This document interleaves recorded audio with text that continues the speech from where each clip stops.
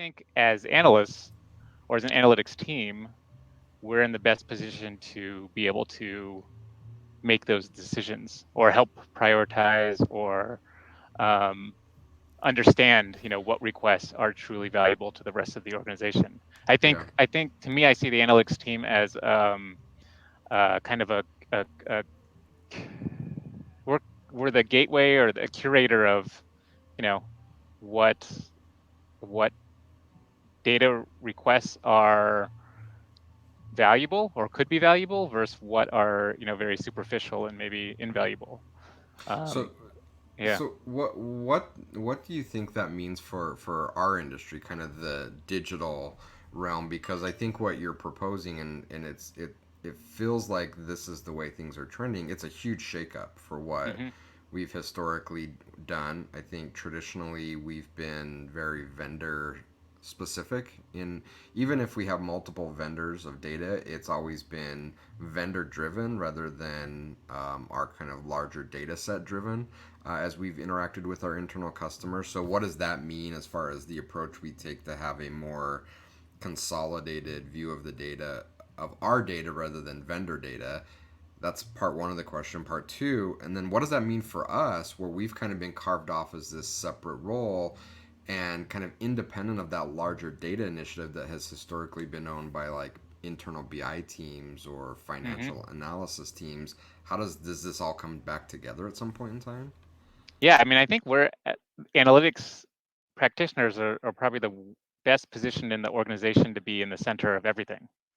I see it as a very powerful and good place for analysts to be if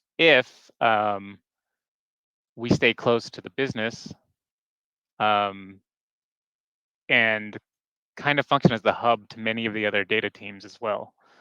So, for instance, the BI team, the data engineering team, I mean, they're obviously very necessary and experts in their realm, but they may not have as high of the bird's eye view that uh, analytics teams may have, dealing with many more types of stakeholders and being very familiar with a lot of data sets.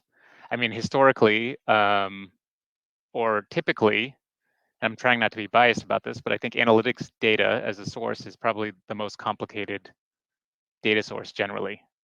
There's a lot of other types of data that can be merged into it to make it an even, wider kind of data set. But usually the most complicated piece of it is the analytics data, and we or all of the analysts are experts in that realm. I mean, usually everything comes back to the analytics data, but needs to be merged with many other data Who sources. and who do you see owning that again? And I think you called it out. That has not traditionally been part of our role. Hmm. Is that something that we need to look at owning? Is that something that is more of a data engineering function? Like, where does that sit? Where we're thinking more about combining data sources? Yeah, I think to me, I think the analytics. I think it makes sense for the analytics team to own that. And I mean, and when I say own it, I think the data engineering team, at least in my experience, has been more um, like the developers of data in a sense.